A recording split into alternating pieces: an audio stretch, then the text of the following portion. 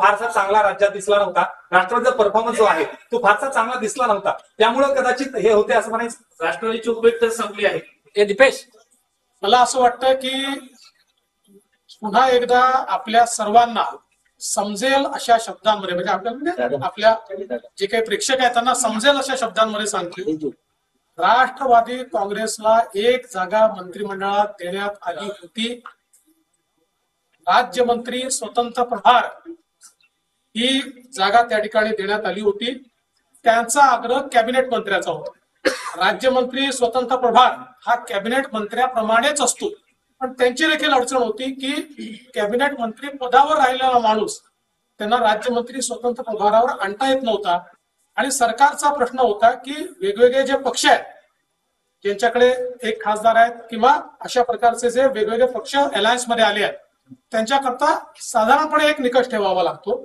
आणि म्हणून राष्ट्रवादीने देखील ते मान्य केलं आणि त्यांनी सांगितलं की आमचा विचार तुम्ही एक्सपान्शनच्या वेळी आम्हाला तुम्ही कॅबिनेट मंत्रीपद द्या, आम्ही थांबायला तयार. मराठवाड्याला भौगोलिक विचार केला. आता तर पहिला मंत्रिमंडळ आहे ना, अजून जागा खूप रिकाम्या आहेत तिथे. विस्ताराच्या वेळी निश्चितपणे अजून काही लोकांचा विचार होईल.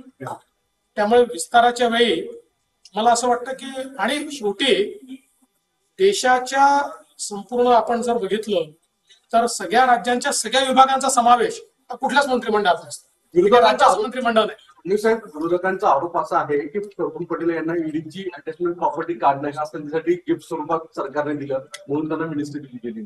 असं आहे की पहिली गोष्ट तर जे काही अटॅचमेंट होतं ते न्यायालयाच्या निर्णयाने निघाले, न्यायालयाने ते काढले नाही. त्याच्यामुळे मला असं वाटतं की अशा प्रकारचा आरोप करणं हे चुकीचं होईल आणि त्यांच्यावर अन्याय करा. थँक्यू. तर महत्वाची बातमी, अजितदादा गटाला एका मंत्रिपदाची ऑफर देण्यात आली होती. हे मंत्रिपद म्हणजे राज्यमंत्री स्वतंत्र प्रभार होतं. म्हणजे अजितदादा गटाला तुर्तास एकही मंत्रिपद नसल्याचं चित्र जवळपास स्पष्ट होतंय. मोदींच्या तिसऱ्या सरकारमध्ये अजितदादांना एकही मंत्रिपद नसल्याचं चित्र सध्या समोर येत आहे. मात्र देवेंद्र फडणवीस यांनी माध्यमांशी बोलताना सांगितलंय की अजितदादा गटाला एक मंत्रिपद ऑफर करण्यात आलं होतं. मात्र त्यांचा आग्रह हा कॅबिनेट मंत्रिपदाचा होता. ऑफर केलेलं मंत्रिपद हे राज्यमंत्री स्वतंत्र प्रभार हे होतं. तर अजितदादा गटाला एका मंत्रिपदाची ऑफर देण्यात आली होती असं देवेंद्र फडणवीस यांनी माध्यमांशी बोलताना सांगितलेलं आहे. मात्र राज्यमंत्री स्वतंत्र प्रभार ही ऑफर अजितदादा गटाला मान्य नव्हती. केंद्रीय मंत्रिपद याच्यासाठी अजितदादा गट आग्रही होता. त्याच्यामुळे एकंदरीतच अजितदादा गटाला तुर्तास एकही मंत्रिपद नाही असा प्रश्न आता सध्या उपस्थित होतोय. मोदींच्या तिसऱ्या सरकारमध्ये अजितदादांना एकही मंत्रिपद नसल्याचं चित्र समोर येत आहे. मंत्रिमंडळ विस्तारावेळी आता राष्ट्रवादीचा विचार होईल असं सुद्धा सूचक वक्तव्य देवेंद्र फडणवीस यांनी केलेलं आहे.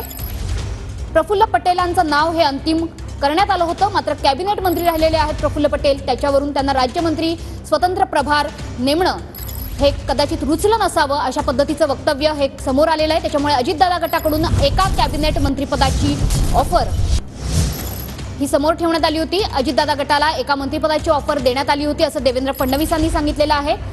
अजितदादा गटाचा आग्रह हा कॅबिनेट मंत्रिपदाचा होता. मात्र ऑफर जी दिली गेली ती राज्यमंत्री स्वतंत्र प्रभार अशी होती. त्यासोबतच देवेंद्र फडणवीस यांनी स्पष्ट केलेलं आहे की एनडीएचं सरकार चालवताना सर्व घटक पक्षांना सामावून घेताना काही निकष ठरवावे लागतात आणि एका पक्षासाठी हे निकष मोडता येत नाही. त्यामुळे मंत्रिमंडळ विस्ताराच्या वेळी कदाचित राष्ट्रवादीचा विचार होईल असं सांगण्यात येत आहे. राष्ट्रवादी काँग्रेसला आमच्या वतीनं किंवा सरकारच्या वतीनं एक जागा ऑफर करण्यात आली होती. राज्यमंत्री स्वतंत्र प्रभार अशा प्रकारे ही जागा त्यांना देण्यात आली होती. परंतु त्यांचा आग्रह असा होता की आमच्याकडनं श्री प्रफुल्ल पटेल यांचं नाव फायनल आहे आणि ते आधी मंत्री राहिलेले आहेत, त्यामुळे त्यांना आम्हाला राज्यमंत्री स्वतंत्र प्रभार हे करता येणार नाही. मात्र आपल्याला देखील ही कल्पना आहे की जेव्हा अलायन्सचं युतीचं सरकार असतं त्यावेळी काही निकष तयार करावे लागतात, कारण अनेक पक्ष सोबत असतात. त्यामुळे एका पक्षाकरता तो निकष मोडता येत नाही. पण मला विश्वास आहे की भविष्यामध्ये जेव्हाही एक्सपान्शन होईल त्यावेळी निश्चितपणे त्यांचा विचार त्या ठिकाणी होईल.